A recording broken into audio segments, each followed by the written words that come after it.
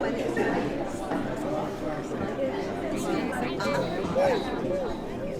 tuned in. Your oral diction, where author's written word is orally heard. Let's vent and keep it going with April Armstrong. ATL tune in, online on TV version. Get your rocks off on a hot call, where black love is all love and it's hot song. Poetry, sing, rap, play the piano. Come and get heard on the People's TV channel. On the People's TV channel. Come and get heard on the People's TV channel. On the People's TV channel. Your oral diction on the People's TV channel. Hello, loves, and welcome to People's TV, Channel 24, broadcasting out of Atlanta, Georgia. You are here with me. Black Love Poetry Series Network presents Your Oral Diction, where an author's written word is orally heard. I am your host, poetess April J. Armstrong.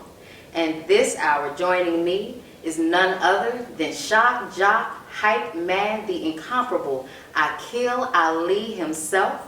He is coming with me live here with his book, Grindstone for Life, The Unauthorized Truth. Akil Ali took 20 years to write this book of a tell-all accounts of what happened at the iconic after-hour night spot. His storytelling abilities are sure to please. This is an erotic hip-hop horror story told by the people who lived it. This page turner depicts the real lives behind the secret sex industry in Philadelphia. How some died, but everybody barely got out alive during the golden age of hip-hop in the early 90s. It's a story about the hustler spirit, betrayal by the people you should trust the most, surviving the game and its aftermath. This book is sure to please by tantalizing your every emotion. And of course, just like on the back of the book, please read with caution. Mr. Ali, thank you for joining me. How are you doing this evening? My pleasure. I am so excited to have you here. Yes, ma'am. Have you curling up with me about that book Why not? that is full of sex, music, strippers, and I cannot wait to hear your definition of a pimp. So yes, if you don't mind, Mr. Ali, could you please grace us with your oral diction? Chapter 1. Who's the boss? It was 1996 in West Philadelphia on 52nd and Master Street. It's 3 a.m. in the morning. The 19th District Police are everywhere with red, white, and blue lights illuminating the cold, dark, busy thoroughfare, with hundreds of people lined up in the street waiting to see who they would bring out of the go-go after hour in handcuffs. The Grindstone is a mysterious private social club, had the ambience of Harlem Nights offering go-go girls, gambling, booze, and Miss B's delightful, soulful dinners.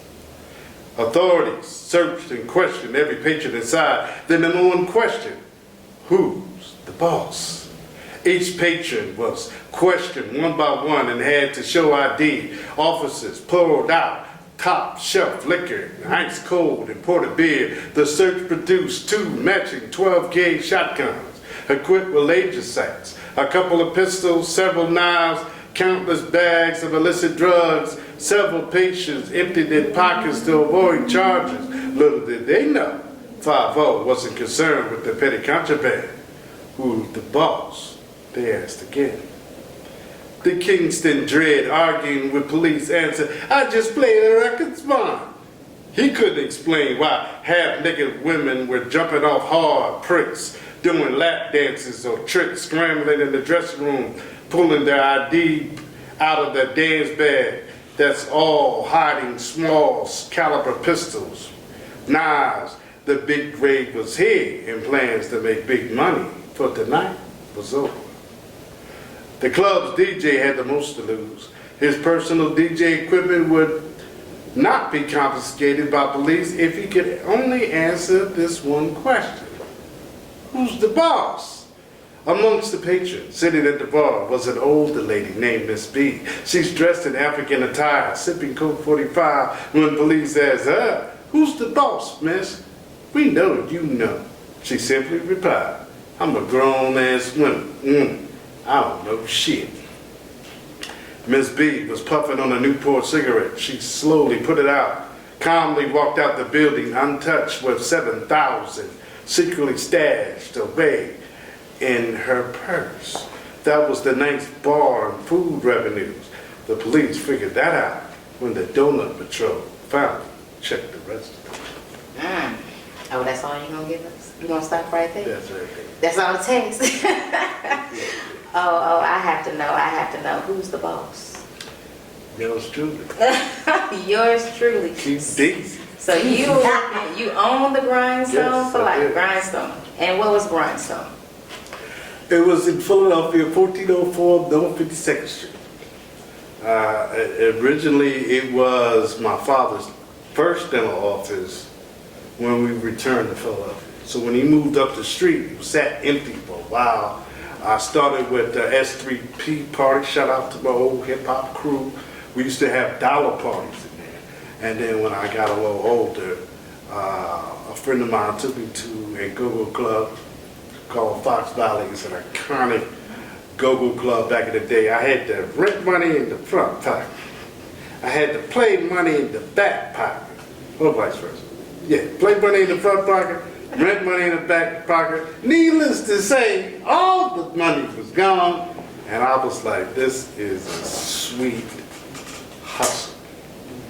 And mine started going, and next thing I know, we was building a female erotic dance. Well, actually, it was going to be a male erotic dancing club at first. Really? Because I knew all women. Okay. You know what I mean? I was popular guys, high school, whatever. And the first night we opened, we were a male exotic dancing club. But the women were cheap and the guys wanted to be me. So I flipped the script after the first night, and the rest is history. Wow. So we're gonna backtrack a little bit. Tell us a little background, a little more on Akil Ali. Well, at the time when I was 16, my first little taste of fame, I had a radio show and I had a television show. But being in that life kind of like tainted me, if you will, because I was the go-get-it guy. Anything that the stars needed that came to the station, they would get it, from anything from drug pickup to prostitutes to, a guy, whatever they needed, they would send me to go get it. So they kind of like tainted me, and the rest was history. I opened up the club. I thought it would be great because all the stuff they was teaching me and having me do, I thought it would be, a great segue Right, like in the business. transferable skills. From Right. But they frowned upon it because it was an erotic dance. And when I do a thing, if I'm all in, I'm all in. Well, of course, it's an erotic dance club. They're gonna have issues. I mean, sex sells, but of course, it's still taboo to a point. Yeah, But you got around that with Grindstone. I mean, a lot of them came. Okay. You know what I'm saying? A lot of them came. Some of them had to keep it politically correct, but for the most part, most of them came through eventually anyway. Even my father. Hi there. Now, the passage that you happened to read out of the book was straight out of the first chapter, correct? So the book opens up with, a serious scene. You're talking about the cops are coming in, they're raiding the club, they're looking for the boss. You have strippers with pistols, they packing, they got money here, there, left and right. It doesn't sound like a strip club. It sounds like a whole lot more. It's hustling on the block. It's 5 dudes. 52nd Street is synonymous for violence. 52nd and Master was deemed back in, I think it was 2008, the most dangerous corner in America. Now that beat out Compton, Chicago, some more stuff. I come from some mean streets. And when was Grindstone open, during that time frame? No, Grindstone was over in 1996. Okay. But even during those days, Junior Black Mafia, was right up the street, all that kind of, let me tell you something. David Ruffin from the Temptations copped this dope down the block from where I live that he OD'd on. Oh, wow. 52nd Street is notorious for the roughest, toughest gangsters and the best dope. I'm just gonna call it like I see it. The reason why I started the book like that, because I wanted to hit the street running.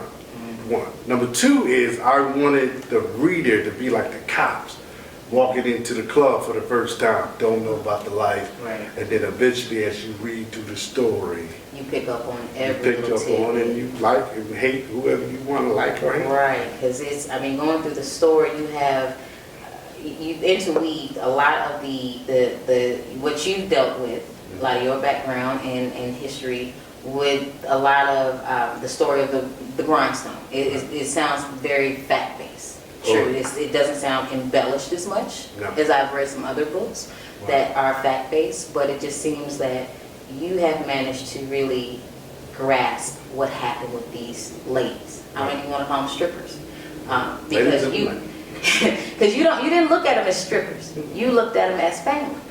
Yeah, well, you know, hustles, mutual hustles. 'Cause trust me, when you run in a club, especially with a right dancer, you are definitely in competition with her. I want to sell these 10 cases of Heineken in the back. You want to get everybody in a lap dance.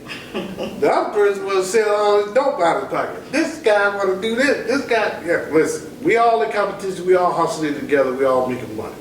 And then when I took on one of my partners, Quentin, in the book, and I changed everybody's name except mine. Okay. And one other person. And you're QDZ in the book. Okay. Okay. But I changed everybody's name except for two people, me and Anwar. And why is that? Because he was doing some wild stuff to some kids, and I told him, I'm gonna get that ass. And I got you. See, you in here starting stuff already. Woo! Read the book. I mean, the way the book reads, it reminds me, and I'm a movie person, So it reminds me of The Best Man, when Tay Diggs' character wrote his book. And it was so close to home that it almost destroyed his close friendships to those around. It has for me. Okay. It really has for me. And I told them all, I said, look, I changed the name. They made me change the name. I said, cool. I changed the name. Another reason why, those that got mad at me are still doing the same stuff to this day. And that's why they mad. They ain't mad at me. They mad because, 20 years you haven't lived up. Haven't leveled up. Those who leveled up, love the book. Love the book. Hey man, you caught it. You right. If you remember the 90s, read that book, I'll take it. Now, before we continue, where can we get the Grindstone for Life? The unauthorized truth. Amazon. All day, every day. Amazon, or you can reach out to Black Love Poetry Series and get autographed copies for $25. Amazon got that for $19.99, I believe. Nice. No, $17.99. And going through this book, I had a chance to get through a very good part, almost up to the very end, which I never give away the endings to the books that I read on the show, because you got to give them a reason to want to dive into the book, get into it and find out what's going on. Right.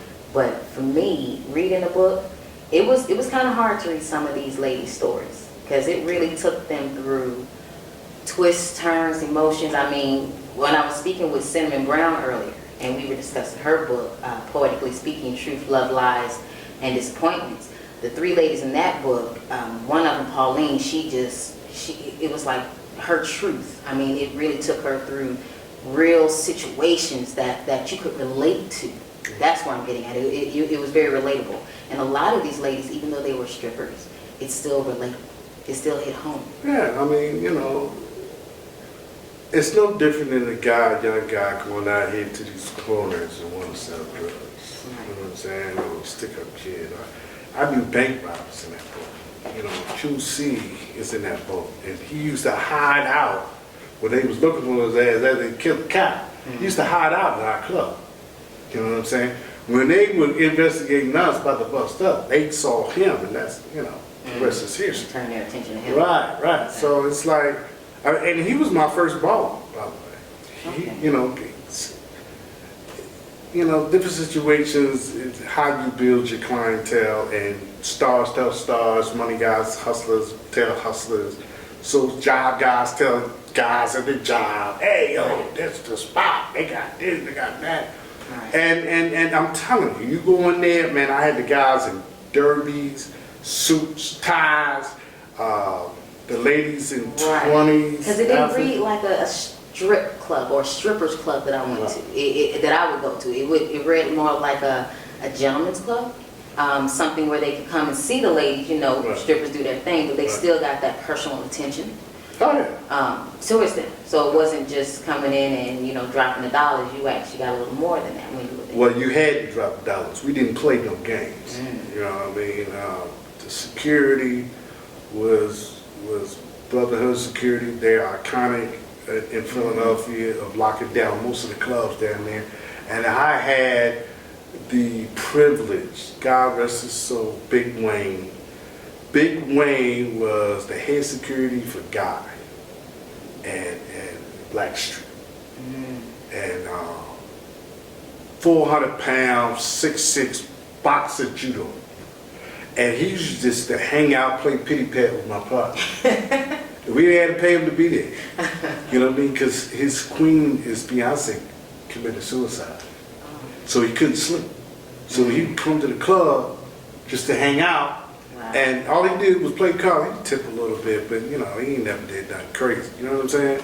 And then, you know, but we got mad respect because they like, yo, they got Big Wayne in the house. Right. You know what I'm saying? And he's on our side. You know what I mean? So. And you've had a few names come through the club. It wasn't just for stripping. You've had a few people come through and use the club as a platform, a springboard. Yeah. To further their careers. Yeah, it's a kind of that Eve was one of our dancers, and you could tell she wasn't really a dancer. All she wanted was to rock that mic. And we recently presented the book to her. We are the ones that welcomed Allen Iverson to Philadelphia. They had a big bash for him at the First Union Center, what it was called, and they had all this, you know, 5 lands and the plan, and they had this old nasty food. And he's just like, I'm just you know, I'm from Virginia, I don't want none of that. So he came to our club, 15 Lexuses, with his, then they had his signing bonus in his pocket. Hello! So we patted her down, and then my boy Storm, that's my dog for life, he gave me that wink like, there's money in this building. But it came so early, we only had one dancer, so we got a funny story here. You say that, it reminds me of Players Club when he hit the button and all the girls came running upstairs to get the green. But there was no girls there, it was just one girl. She held it down though. She held it down. Shouts out to Sass, you know. Now I did notice one thing out of the book, Grindstone. You know, it is a club. Strippers, money, drugs coming through. You know, they come in, they come out. But the difference that I found is with your relationships with many other females. It wasn't a quote-unquote pimp relationship. No. It was more so a family. My mama was there. She was in the kitchen. Mama ain't gonna play that. Mrs. D is my mother. Family effort, a concerted family effort. My mother, she first of all, she didn't allow me to call them bees. Okay. Anything derogatory. That's why I came up with the ladies of the night, and she was just like right there, and she was everybody's mom. Okay. So, you know what I mean? They would run up to the bar, ask all kind of questions and stuff like that. So everybody was just family, you know what I mean? And then my girl at the time, which is my ex-wife, she was the bartender. So, you know, she made it very difficult for me to act the fool. The other guys, the staff, they had the ball. Me, not so much. And I'm asking that because you were telling me now you have 18 godchildren? Yeah. And this is from the ladies of the night. This is how much family you became. Most of them. Yeah, because like I said, we have a Grindstone for Life reunion, and everybody bring the kids and stuff like that. So we watch them grow, and I don't know, people just keep giving me their kids like, yo, you that. Do y'all realize I got 5 biologicals myself? I said this, it's a lot of y'all, and I've been appointed to, but this is what I'll do for y'all.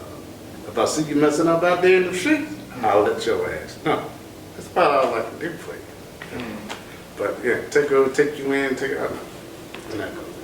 Now, what was the motivation for writing the book? I mean, it's one thing for it to be a tell-all, it happened, but why write about it? Back in 2013, I suffered a stroke. And that's all I had left was my memories. When I was the man on the strip. And I told my people, I said, they're like, you want anything from the house? I said, bring me my laptop. I got something to put down. I always thought of it. Our Story would be a great movie. And that's all I had left. The wife at the time, she was on some other stuff and put me in the poorhouse. So when I got out of the hospital, I actually was homeless. I was living in my dental lab. Couldn't make teeth anymore. And that's all I had was that book. And I ate off that book ever since. Anywhere I go, I've sold that book on yachts at $50 a pop. I've been to Seattle and back with that book. Just a bag of books and some clothes. Like on some straight up hobo shit. And I've recently gone back to the dental. The kids love that. Because they wasn't feeling the starving artist life. Like most, yes. They like that. Daddy, when you going back? Yeah. I'm back, baby. So that means you're back at the dental office. So you have a dental practice? Yes. Okay. In Philadelphia, actually Chester. We're right by the Commodore Barry Bridge, 2418 West 2nd Street. What's the name of the business? Tri-State Dental. Okay. Saving lives one smile at a time. Nice. I love that slogan. Yeah. I do. And it just, for you to be from here to go to your dental practice, let me ask. What? Are you still cute easy then? Does he still creep around, lurk around, anywhere? If you get him mad, I'm trying to tell you, you get him mad, yeah, he'll pop out up 12 people. Who do you want to speak to? That's how that goes. That seems to be a common thing amongst writers, is they take on that facet of different characters, different people. Are you hearing these characters speak to you and you hear their stories? Well, they real people. I know these people. You know what I'm saying? I know these people. From the killers to the dancers to the drug dealers, everybody. I know that these are real people. I just changed the name. Now, as far as me, that was me 20 years ago. Okay. You know what I'm saying? When my daughters started getting bigger, and they used to come, because I was living at the club at one time before I bought a house, right? I was actually living at the club, and my daughters used to come over to visit, and my third to the oldest jumped on that damn stage and started twirling around the pole. She's an erotic dancer to this day. So, I mean, hey. I hear fathers say, my only job is to keep my daughter off that pole. Yeah, and when I start seeing them like, that's what made me get out of the game. Okay. That's what made me get out, because my daughters start getting bigger and they start hearing things. Right. And you always get the worst rep. I don't care if you're the dancer, the club owner, the bartender. People always want to embellish what we do. But actually, man, them sisters are some hard-working athletes. Let me tell you how hard it is. Do dance non-stop from midnight to sometimes 8 in the morning. Sweating through their outfits. Gotta stay smelling good, stay upbeat, take the disrespect, keep these thirsty ass men in line, and still make another bread. Right. Oh my goodness. Well, Mr. Ali, I appreciate you so much for coming through and discussing your book, The Unauthorized Truth, The Grindstone for Life. Again, you can find this book on Amazon.com. It is available. You can contact him through Black Love Poetry Series Network, online at Facebook to get an autographed copy, just like I have. I really, I love the smell of a physical book. I do. I really appreciate it. I do. But thank you so much for coming through. Thanks for having me. Hope you come back again, because you do have another book out. So, yeah, we got to discuss that. Memoirs of a Three-Time Husband. Yes. Amen. But thank you again, sir. I so appreciate the love.